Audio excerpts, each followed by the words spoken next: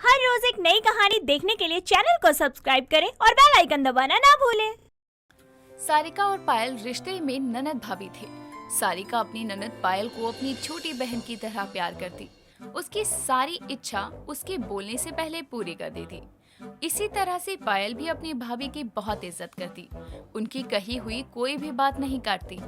एक रोज सुबह के समय सारिका अपने पति पुनीत के साथ बैठकर नाश्ता कर रही थी। तभी उसकी ननद पायल वहां आती है और अपने भाई से कहती है, भाई मुझे कॉलेज ट्रिप पर जाना है अपनी फ्रेंड्स के साथ। थोड़े पैसे दीजिए ना, मुझे लेट हो रहा है कॉलेज के लिए। पैसे?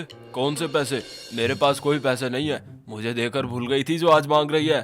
देखिए भाई, आज मेरे पास टाइम नहीं है कि मैं यहाँ खड़ी होकर आपसे बहस कर सकूं। मेरी बस निकल जाएगी, जल्दी करिए ना। भाभी आप ही बोलिए ना भाई को कुछ। पैसे के मामले में इनकी याददाश्त ना बहुत कमजोर है। देखो भाई, इस टाइम मेरे पास कोई पैसे नहीं है। ऐसे कैसे ट्रिप बन गया घूमने का? मुझे पहले तो बताना चाहिए था ना। अब ऐसे अचानक बताओगी तो और क्या होगा? आप मेरी ननद को कुछ मत बोलिए, उसने मुझे पहले ही बता दिया था कि उसे जाना है। तब एक काम करो, पैसे भी तुम ही दे दो, क्योंकि ये कॉलेज ट्रिप पर जाने वाली है। ये भी उसने तुम्हें ही बताया था, तो अब पैसे देने की जिम्मेदारी भी तुम्हारी ही हुई ना। दो अब। हाँ बिल्कुल, क्यों नहीं, जरूर दूंगी। मेरी एक लौती प्यारी ननद है, इसे नहीं दूंगी तो किसे दूंगी।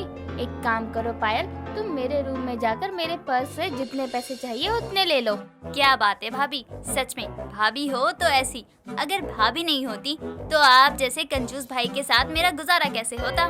पायल इतना कहकर सारिका की कमरे में जाती है और उसके पर्स में से पैसे लेकर कॉलेज के लिए निकल ही रही होती है कि तभी घर के मेन गेट पर पहुंचते ही सामने से आ रहे अपने पड़ोसी योगेश से उसकी टक्कर हो जाती है और दोनों ही जमीन पर गिर जाते हैं। तभी सारिका भागते हुए उनके पास आती है और उन्हें उठाते हुए कहती है, आप लोगों को ज्यादा चोट तो नहीं लगी? आप दोनों ही बहुत जल्दी में थे, इसलिए किसी का ध्यान नहीं गया कि सामने से कौन आ रहा है। मेरी ननद तो तूफान में है ही, लेकिन देवर जी आपको क्या हुआ? आप तो कभी इतनी जल्दी में नहीं रहते हैं। वो भाभी जी, मुझे भी ऑफिस के लिए लेट हो रहा था और माँ ने आपके लिए मैसेज भेजा था। सोचा आपको बताते हुए निकल जाऊंगा ऑफिस के लिए, इसी चक्कर में टकरा गए। माफ करिए पायल जी। कोई बात नहीं, मेरी भी गलती है। मुझे भी सामने देख कर चलना चाहिए था। इसीलिए कहते हैं कि जल्दी का काम शैतान का ही होता है। मेरे घर में एक शैतान थी, पता था मुझे, लेकिन पड़ोस में भी है, ये आज पता चल गया मुझे। आपने क्या बोला भैया? मैं कुछ समझा नहीं, आप कहना क्या चाहते हैं? देवर जी आप इनकी बात पर ध्यान मत दीजिए, इन्हें तो ऐसे ही सबका मजाक बनाने की आदत है। आप तो जानते ही हैं कि मेरी तो सिर्फ एक प्यारी सी ननद है, इसलिए मैं आपको अपना देवर मानती हूँ। मुझे आपके मुंह से भाभी सुनना बहुत अच्छा लगता है। हाँ भाई, अभी तो सिर्फ ननद को ही बिगाड़ा हुआ है।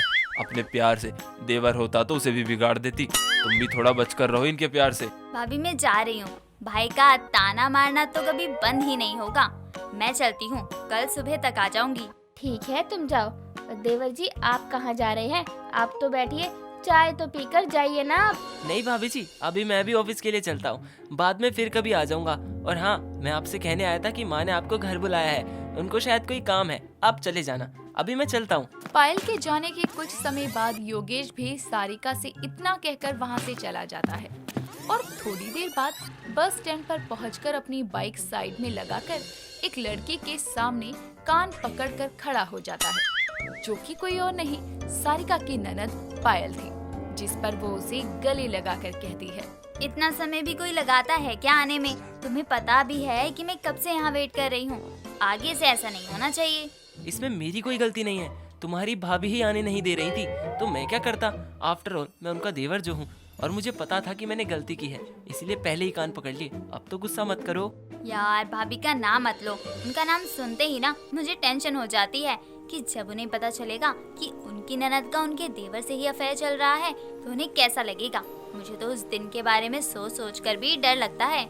अच्छा, तो अब तुम उस दिन के डर में हमारा आज का दिन खराब मत करो। चलो जल्दी यहाँ से, वरना पता चले वो दिन आज ही आ जाए, क्योंकि ये बस स्टैंड हमारे घर से ज्यादा दूर नहीं है।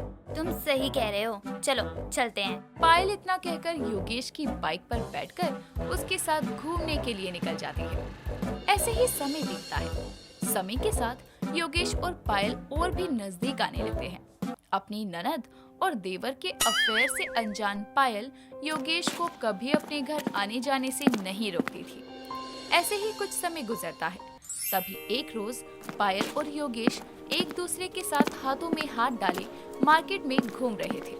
तभी योगेश की माँ देवयानी की नजर उन पर जाती है और दोनों को ऐसे हाथों में हाथ डालकर घूमते देखकर वो दंग रह जाती है और गुस्से में घर आकर सीधा सारिका के पास जाकर कहती है, बहू ऐसे बिना माँ की बेटी को इतनी भी छूट नहीं देनी चाहिए। तुम्हें पता भी है तुम्हारी ननद का तुम्हारे ही देवर के साथ अफेयर चल रहा है। मुझे तो बोलते हुए भी शर्म आ रही है। न जाने कैसी लड़कियां हैं आजकल की। देखिए आंटी जी, मैं आपके बेटे को अपने देवर के समान समझती हूँ। इसका मतलब ये नहीं कि आप मेरी ननद के बारे में जो कहेंगी मैं वो मान लूंगी। मुझे आपकी बात पर जरा भी भरोसा नहीं है। लेकिन सच यही है कि तुम्हारी ननद का अफेयर चल रहा है तुम्हारे ही देवर के साथ। तुम बस मेरी बात को ध्यान में रखकर अपनी ननद पर नजर रखना शुरू कर दो, तुम्हें खुद पता चल जाएगा। देवयानी इतना कहकर वहाँ से चली जाती है। उसकी बात सुनकर सारिका बहुत परेशान हो जाती है और सच्चाई जानने के लिए वो देवयानी के कहने पर अपनी ननद पायल पर नजर रखना शुरू करती है। ऐसे ही समय बीतता है। तभी एक रोज शाम को घर लौटते समय पुनीत पायल को योगेश के साथ बाइक पर बैठकर आते हुए देख लेता है और घर पहुंचकर अपनी पत्नी सारिका को सारी बात बताकर उस पर गुस्सा करके वहां से चला जाता है।